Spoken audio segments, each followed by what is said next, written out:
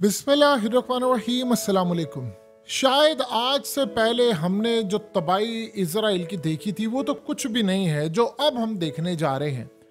सबसे बड़ी डेवलपमेंट ये हुई है कि आपको पता है कि पिछले काफ़ी अरसे से इसराइल धूम मचा रहा है। हमने हमास का सबसे बड़ा टनल, पूरा एक शहर आबाद था, हमने उसको पकड़ लिया है और उसके अलावा वो पूरी दुनिया में कहता फिर है कि हम ये जंग जीतने जा रहे हैं। लेकिन जो अब इसराइल के फौजियों के साथ हो गया है वो आप अंदाजा नहीं कर सकते। असल में हुआ ये है कि इनको बहुत ही खतरनाक इनके फौजी टनल्स में गए। हमास ने इनके साथ जो गेम कर दी है आप उसको सोच भी नहीं सकते, आप उसका अंदाजा भी नहीं लगा सकते कि इनके साथ गेम क्या हो गई है। इनके साथ गेम ये हुई है कि इन्होंने टनल जो है वो कहा जी हमने इनके हमास के सुरंगें पकड़ ली हैं और वो पूरा शहर आबाद था, इतना बड़ा कि जिसकी कोई इंतहा नहीं है। लेकिन आप जानते हैं कि उसके बाद हुआ क्या है? उसके बाद जो हुआ है वो आप और हम समझ नहीं पाए। इजराइल के फौजी अंदर गए और अंदर जाने के बाद उनको फंगल इन्फेक्शन होना शुरू हो गया, फंगल बीमारी हो गई उनको। और ये इतना खतरनाक हुआ कि एक के बाद दूसरा, दूसरे के बाद तीसरा, चौथा, पांचवा, बड़े बड़े तादाद के अंदर इजराइल के यानी फंगी जो इन्फेक्शन है उससे बहुत सारे इनके फौजी मुतासिर हुए और कई फौजी इनके मरना शुरू हो गए हैं। अब इसके बाद इनके पैरों तले जमीन निकल गई है कि हम अब तक की जो सुरंगें जाकर पकड़ते थे वो असल में हमारे लिए बहुत बड़ा ट्रैप बिछाया हुआ था हमास ने। हम ये समझते हैं कि हमने उनकी सुरंगें पकड़ ली है, लेकिन हमारे फौजी अंदर गए और उनको बीमारियां लग गई, एक नहीं कई तरह की बीमारियां, बहुत सारे इन्फेक्शन हो गए। वो इस तरह का मामला हो गया कि फौजियों की जानें जाना शुरू हो गई हैं। और प्रॉब्लम ये है कि इसराइल के मीडिया ने इन खबरों को ब्रेक करना शुरू कर दिया है। लेकिन इंटरेस्टिंग मामला ये है कि उन्होंने बताया नहीं है कि किसी भी साइड से इजराइल की मिलिट्री ने इसका जवाब नहीं दिया। यानी आप उसका अंदाजा भी नहीं लगा सकते इजराइल के अंदर मामला कितने ज्यादा खराब हो चुके हैं, इतने ज्यादा खराब हो चुके हैं, इतने ज्यादा खराब हो चुके हैं कि अब तक की सूरत हाल सबसे बड़ी ये है कि हमास के लोगों को वो फंगल बीमारी क्यों नहीं हो पा रही या दूसरी साइड की क्यों नहीं हो पा रही और क्यों उनके इतने तेजी से फौजियों के साथ ये हो रहा है। सबसे पहले तो एक बात आप अच्छी तरह समझ लें कि इजराइल ने फैसला कर लिया है कि वो ये जो ग्राउंड ऑपरेशन है ये असल में ख़त्म करने जा रहे हैं और उसके साथ वो दूसरा तरीका अपना रहे हैं। वो कह रहे हैं कि जी हम लोग इस तरह हरा नहीं सकते। इजराइल का आर्मी चीफ आया, उसने आकर कहा कि कोई हमारे पास जादू की छड़ी नहीं है कि हम हमास को हरा देंगे और ये कर देंगे। पहले तो खैर उनकी भड़कें कुछ और थी, लेकिन अब उसने ओपनली कहना शुरू कर दिया। उसने कहा जी हमारे पास कोई जादू की छड़ी नहीं है कि हम इनको हरा पाए। अब कहानी ये हुई है कि जिन सुरंगों में वो जाते हैं वहां पर जाकर इसराइल के फौजी अंदर तक गए और वीडियोस बना के वाह वाह जी हमने तो जी कमाल कर दिया, और बाद में उन फौजियों को, कमांडरों को बीमारियां लगना शुरू हो जाए। एक तरफ तो ये सूरत हाल है कि उनके फौजी अंदर बारूदी डिवाइसेस रखी होती थी, वहां से वो तबाह हो जाते थे, उनकी जिंदगी बर्बाद हो जाती थी। लेकिन उससे भी ज्यादा बड़ा काम, उससे भी ज्यादा खतरनाक सूरत हाल ये है कि उनके फौजी जब अंदर जाते हैं तो जो सूरत हाल में बच जाते हैं उनको बीमारियां लगना शुरू हो जाती है और बाहर आकर वो दूसरे फौजियों को, दूसरे तीसरे को करते करते इसराइल की फौज को खतरनाक बीमारियां लग रही हैं और अस्पताल उनके भरना शुरू हो गए हैं। ये सूरत हाल इसराइल के लिए इतनी खतरनाक है कि उन्होंने कहा कि अब हमने ये ऑपरेशन नहीं करना, अब हम अपनी स्ट्रेटजी बदलने जा रहे हैं। हम यहाँ पर बफर जोन कायम करेंगे, यानी असल में इसको कहते हैं कि एक पूरी दीवार या फेंस या आप कुछ भी उसको कह लें कि आपने पूरी तरह एक चौकी कायम करना कह लें और वहां पर परमानेंट फौज रखेंगी। अब वो कह रहे हैं कि अंदर तक हम सुरंगों में जाते हैं, हमें नहीं पता। सवाल यहाँ दो पैदा होते हैं कि जो कैदी हैं उनके साथ ये काम क्यों नहीं हो रहा। वो कैदी इसराइली जो बाहर आते हैं वो तो बिल्कुल ठीक ठाक हालत में आते हैं, फिर ये लोग जो हैं, ये हमास के अपने लोग जो हैं, वो सुरंगों में तो बैठकर हथियार बना रहे हैं। अगर इतनी खतरनाक बीमारियां हैं तो फिर सवाल ये पैदा होता है उनको क्यों नहीं हो रही। इसका ये मतलब है कि दो मामलात हैं।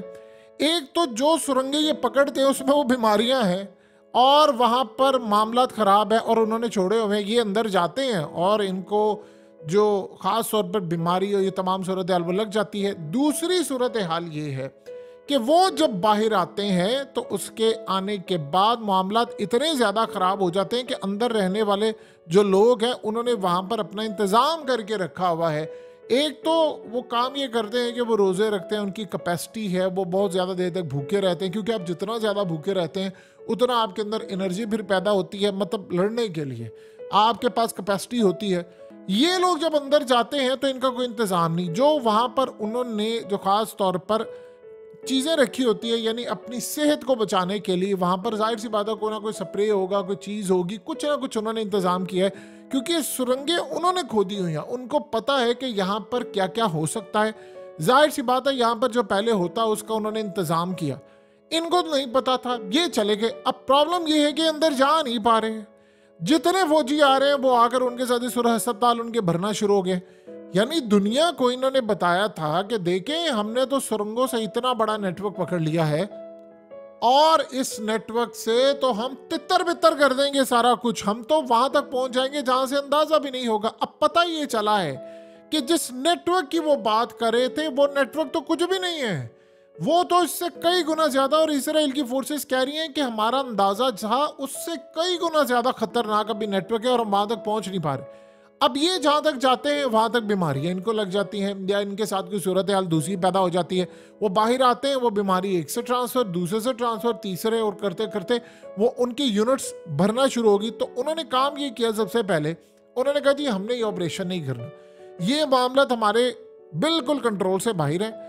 अब प्रॉब्लम ये है कि उन्होंने वहां पर जो कैदी आए उनसे पूछा कि आप बताएं कि क्या सूरत हाल है, तो उन्होंने ये कहा कि भाई हम तो बिल्कुल ठीक ठाक है, हमें तो कोई मसला नहीं है, यानी उनको भी नहीं पता कि अंदर क्या सूरत हाल हुई। तो आप यहां से हम अंदाजा कर सकते हैं कि इजराइल की फौज के लिए ये ऑपरेशन अजाब से कम नहीं है, यानी उनको समझ ही नहीं आ पा रही। अब आप बताइए कि इजराइल के फौजियों को जो हमला फेस करना पड़ता है, वो निकलते हैं एक सुरंग से हमला करके इनको मारकर चले जाते हैं।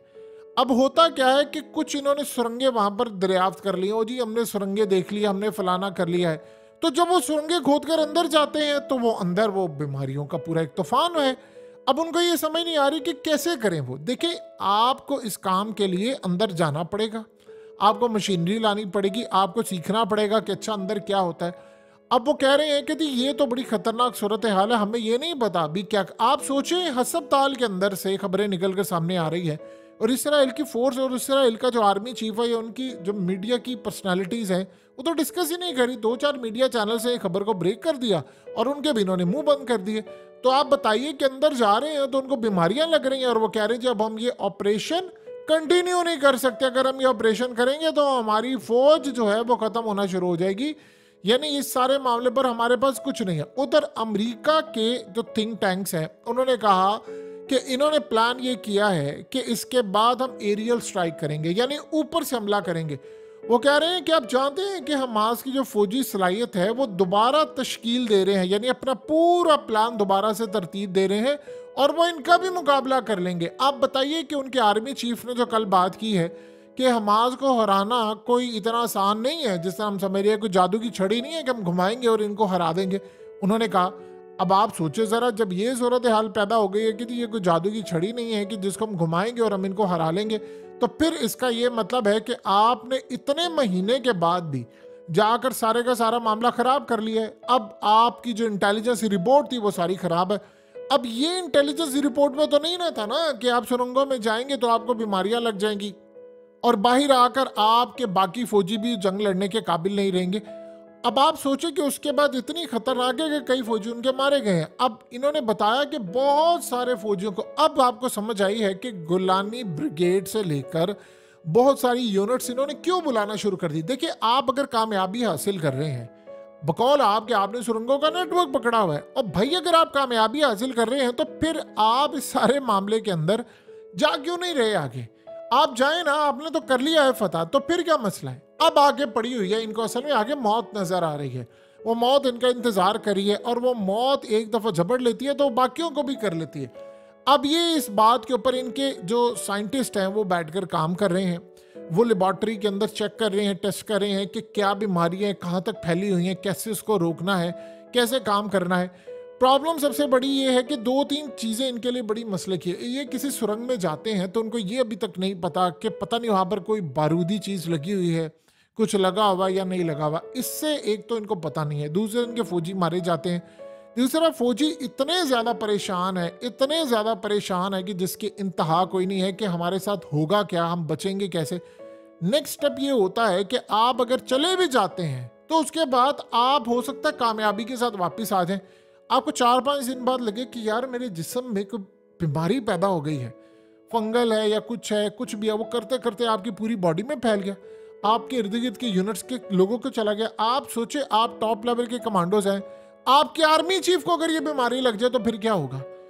बात समझने की कोशिश करें कि आपके आर्मी चीफ को अगर ये बात लग जाती है और दौरान जंग उसको इसी वजह से उसकी कोई यानी मिसाल के तौर पर दुनिया से रुखसत हो जाता है, तो आपकी कमांड किसने करनी है। आपको कितना बड़ा झटका लगेगा कि आपने जिसको फतह समझ रहे थे वो तो आपके लिए मौत का कुआं है। यही तो असल कहानी है जो इसराइल को समझ नहीं हो पा रही। अब आपको ये बात समझ आइए कि हमास ने ये बात क्यों कही थी। उसने कहा था मिशन मुकम्मल हो गया हमारा। अब आपको ये बात समझ आइए कि उन्होंने ये क्यों कहा था कि मिशन अकम्प्लिश्ड। अब असल कहानी तो ये अब क्लियर हुई है। जब ये सुरंगों का इन्होंने कहा हमने नेटवर्क पकड़ लिया, तो उन्होंने कहा कि हमारा मिशन तो मुकम्मल हो गया आज। अब वो सोच रहे थे कि यार हमने इनकी चीजें पकड़ी हैं, ये इतनी बड़ी चीजें, ये क्या है। अब ये सारे झूम झूम कर अंदर चले गए और इन्होंने इंजीनियर्स बुला लिए और फलाना कर लिए। अब बात यह है कि वो जितने इंजीनियर्स थे, जितने वहां पर वर्कर्स थे, जितने लोग थे, वो सबको ऐसा ऐसा बीमारियां लाग होना शुरू हो गई हैं और वो मीडिया पर बता नहीं रहे। अब इसका मुकाबला वो कैसे करेंगे। अब सोचें जरा कि अब तो रियल में कोई सुरंग इनको मिले की भी तो ये नहीं जाएंगे, वो कहेंगे कि यार हम तो पूरी तरह तबाही के शिकार हो जाएंगे। तो करते करते सूरत हाल इतनी ज्यादा खराब हो गई है, इतनी ज्यादा खराब हो गई है कि जिसका आप और हम अंदाजा भी नहीं लगा सकते। तो ये अब डेवलपमेंट इस वक्त हुई है जिसका हम लोग अंदाजा नहीं लगा सकते थे, और हालात इस जानिब चले गए हैं कि आने वाले वक्त में चीजें मुकम्मल तौर पर इनके कंट्रोल से बाहर जा रही हैं। अब इसका आखिरी सोल्यूशन क्या है। इसका सोल्यूशन ये है कि इनके फौजी जो हैं वो पीछे हटना शुरू हो गए हैं। उन्होंने असल में आकर कंप्लेन की कि हम ये जंग नहीं लड़ सकते, हम अगर ये जंग लड़ने के काबिल होते या कुछ कर सकते तो फिर ये चीज़ें बड़ी आसान होती। अब आप सोचो ज़रा कि कोई यूनिट इनकी लड़ने को तैयार नहीं, वो कह रहे हैं कि हम तो सीधा सीधा जा रहे हैं, मौत का कुआं है। अब इन्होंने फैसला ये किया है कि हम कुछ अरसे के लिए इस ऑपरेशन को ख़त्म करेंगे। अब आपको बात समझ आई कि नेतन्याहू ने क्यों कॉल की पुतिन को कल और कहा कि आप हमारी डील करवा दें इनके साथ और मामला तय करें, और डील हमारी करवा कर इनसे बातचीत करें, कुछ चीज़ करें, हमारे लिए कोई फेस सेविंग का रास्ता बनाएं, कुछ चीज़ें बनाएं। तो वो करते करते इसराइल की सूरत हाल इस लेवल पर आ गई है कि हर असल में प्लानिंग जो उन्होंने की हुई थी हमास ने, वो प्लानिंग जो थी वो बड़े एडवांस लेवल की थी।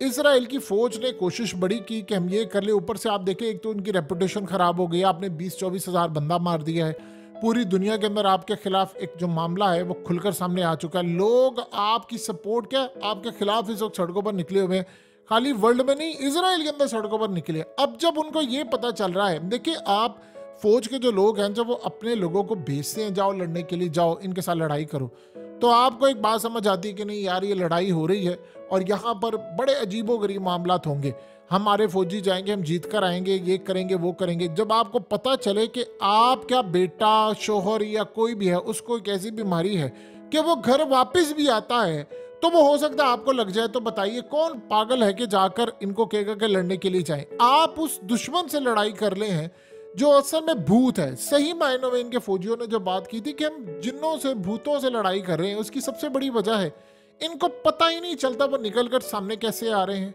क्या कर रहे हैं, क्या नहीं हो रहा।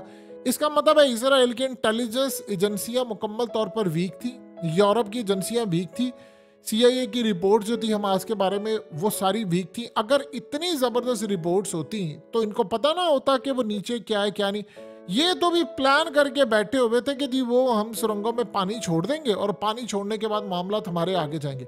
बहरहाल सूरत हाल इनके लिए बहुत ज़्यादा खतरनाक हो चुकी है, काफ़ी हद तक चीज़ें इनके कंट्रोल से बाहर हैं। इनको अंदाज़ा नहीं था कि हमारे साथ ये सब कुछ होगा।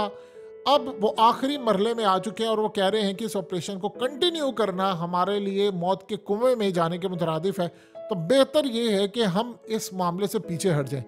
अब उसके बाद आप ये देखिए, जिन फौजियों की खबरें बाहर आ गई, उस मीडिया चैनल को, उन मीडिया आउटलेट्स को इन्होंने छोड़ना नहीं है कि आपने खबरें बाहर कैसे लेकर है। एक और भी बात है, स्टैब्लिशमेंट का जो एक हिस्सा होता है वो जानबूझकर खबरें बाहर भेज देता है कि ताकि ऑपरेशन रुक जाए, जो नहीं चाहते, फौज के अंदर से हो या उनकी एजेंसियों में। तो कुल मिलाकर इसराइल की जो सूरत हाल इस वक्त बनी है वो बड़ी खतरनाक है, ये उन्होंने कभी सोचा भी नहीं था।